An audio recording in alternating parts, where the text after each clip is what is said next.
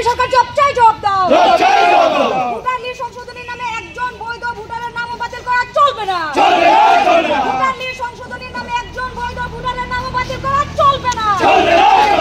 SIR মানছি না, মানবো না। এসআইআর মানছি না, মানবো না। সুপ্রিম কোর্টের গাইডলাইন মেনে ভোটার লিস্ট প্রণয়ন করতে হবে। সুপ্রিম কোর্টের গাইডলাইন মেনে ভোটার লিস্ট প্রণয়ন করতে হবে। নির্বাচন কমিশনকে দল নিরপেক্ষ ভূমিকা পালন করতে হবে। নির্বাচন কমিশনকে দল নিরপেক্ষ ভূমিকা পালন করতে হবে। সালের অজুহাতে কোনো বাঙালিকে বিদেশি বলা যায় না, যাবে না।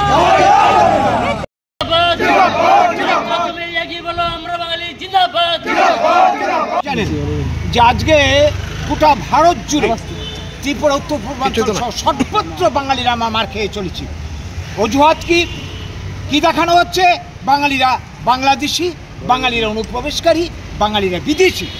অথচ এই ভারতবর্ষ বাঙালিদের পিতৃভূমি, বাঙালিদের মাতৃভূমি।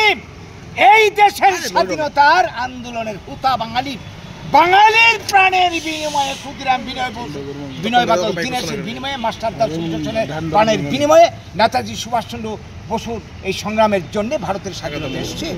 আর আজকে কিনা তাদের আমরা উত্তরসূরি, আমাদেরকে বলা হচ্ছে বিদেশি।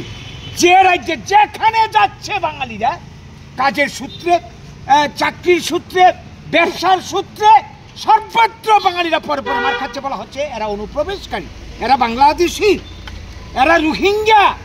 এই সমস্ত অপমানজনক কথা বলে বাঙালিদেরকে নিগ্রহ করা হচ্ছে। আর পত্রপত্রিকা প্রতিদিন সংবাদ মাধ্যমে খবর বেরিয়ে আসছে এই ধরনের অত্যাচার, বাংলা ভাষার উপর আক্রমণ।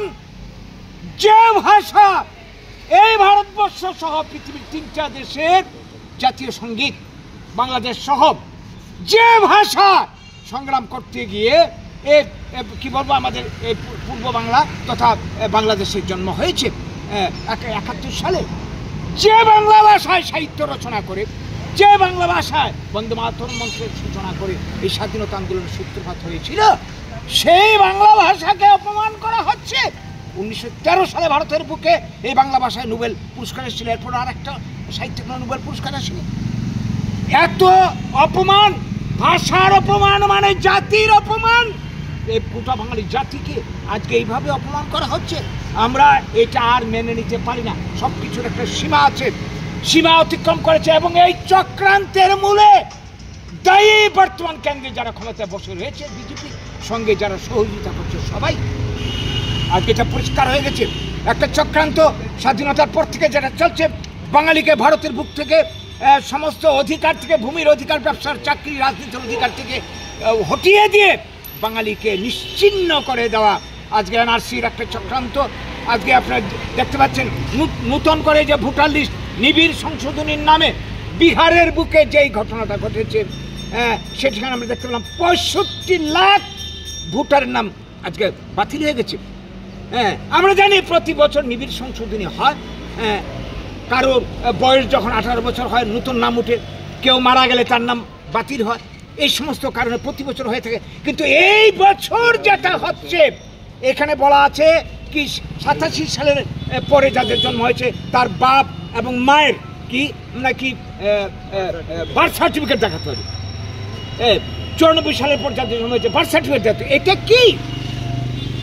এইগুলি মানে সুপ্রিম কোর্টের একজন বিচারপতিরা কোন জায়গায় বিচারপতি বলেছেন যে এই সমস্ত সার্টিফিকেট, প্রমাণপত্র আমার পক্ষে জোগাড় করা সম্ভব হবে না।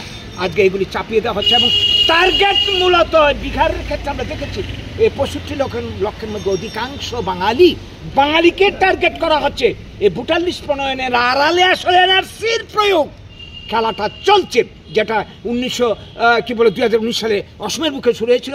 এখন বিহার ছেড়ে এই প্রক্রিয়া শুরু করেছে গত আগস্ট মাসের 1 তারিখে, এই আগস্ট মাসের 1 তারিখে পশ্চিমবাংলা, এবং অতি শীঘ্র ত্রিপুরাতে শুরু হবে, আসামে শুরু হবে, উত্তর পূর্বাঞ্চল সর্বত্র শুরু হবে।